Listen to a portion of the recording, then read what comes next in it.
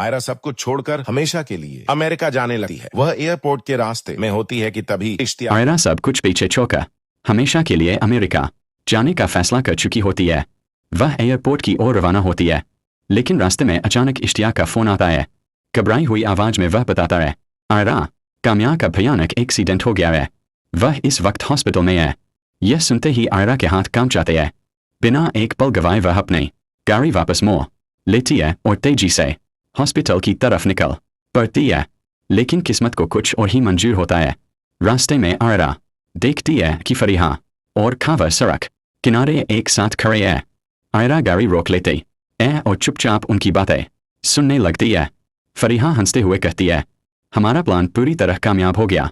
काम्या की गाड़ी के ब्रेक हमने ही फेल किए थे, एक्सीडेंट भी हो गया और शादी भी टूट गई। आयरा के पैरों तले जमीन खिसक जाती है।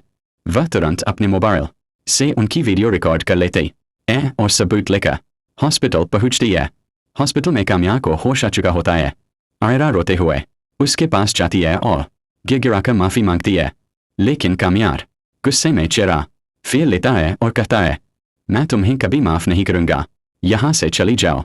टूटी हुई आयरा रोते हुए हॉस्पिटल से बाहर निकल जाती है। रास्ते में अचानक खावर अपनी गाड़ी आयरा की कार के सामने लगा देता है। वह जबरदस्ती आयरा को खींचकर अपनी गाड़ी में डालता है और उसे किडनैप कर अपने फार्म हाउस ले जाता है। वहां आयरा को कुर्सी से बांध दिया जाता है। खावर धमकी देता है, अगर तुमने मुझसे शादी नहीं की तो मेरे आदमी काम्या की गाड़ी में बम लगा देंगे और उसे उड़ा देंगे। डर के मारे आयरा निकाह के लिए हाँ कर देती है।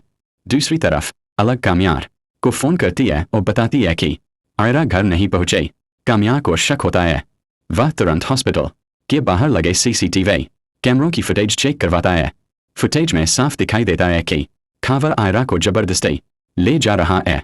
काम्या अपने दोस्त की मदद से आयरा के मोबाइल की लोकेशन ट्रेस कर लेता है। वह फौरन इरफान साहब को फोन करता है, अंकल, खावर ने आयरा को किडनैप कर लिया है। मैं लोकेशन पर जा रहा हूँ, आप जल्दी पुलिस लेकर पहुंचिए। काम्या फार्म हाउस पहुंचता है, लेकिन अंदर घुसते ही खावर के गुंडे उसे पकड़ लेते हैं और बुरी तरह पीटते हैं। खावर हंसते हुए कहता है, आज तुम्हारी आंखों के सामने मैं आयरा से निकाह करूंगा और अगर उसने इनकार किया तो तुम्हारी जान चली जाएगी। मौलवी साहब निकाह शुरू करते हैं, लेकिन तभी पुलिस सायरन की आवाज गूंज उठती है। इरफान साहब पुलिस के साथ वहां पहुंच जाते हैं। पुलिस को देखते ही खावर घबरा जाता है और गुस्से में अपनी पिस्तौल निकालकर गोली चला देता है। गोली सीधा इरफान साहब के पेट में लगती है। वे खून से लथपथ होकर गिर पड़ते हैं। पुलिस तुरंत खावर को गिरफ्तार कर लेती है। इरफान साहब को फौरन उसी हॉस्पिटल ले जाया जाता है। कुछ देर बाद डॉक्टर बाहर आकर कहते हैं, गोली लगने से बहुत खून बह चुका है, हालत बेहद नाजुक है, आप लोग जल्दी उनसे मिल लें। काम्या और आयरा रोते हुए आईसीयू में जाते हैं। इरफान साहब अपनी आखिरी सांसें ले रहे होते हैं। वे काम्या का हाथ आयरा के हाथ में देते हैं और कहते हैं, मेरी आखिरी ख्वाहिश है, तुम दोनों मेरी आंखों के सामने शादी कर लो। उसी वक्त मौलवी साहब को बुलाया जाता है। हॉस्पिटल के बेड के पास है काम्या और आयरा का निकाह पढ़ाया जाता है। जैसे ही निकाह मुकम्मल होता है, पेनिश की चीख गूंज उठती है। इरफान साहब आखिरी बार आयरा की ओर देखते हैं और उनकी गर्दन एक तरफ झुक जाती है। उनकी सांसें हमेशा के लिए थम जाती है। खुशी का पल मातम में बदल जाता है। अगले दिन इरफान साहब की तदफीन कर दी जाती है। कुछ दिनों बाद काम्या आयरा को अपने घर ले आता है। आयरा बेहद उदास रहती है।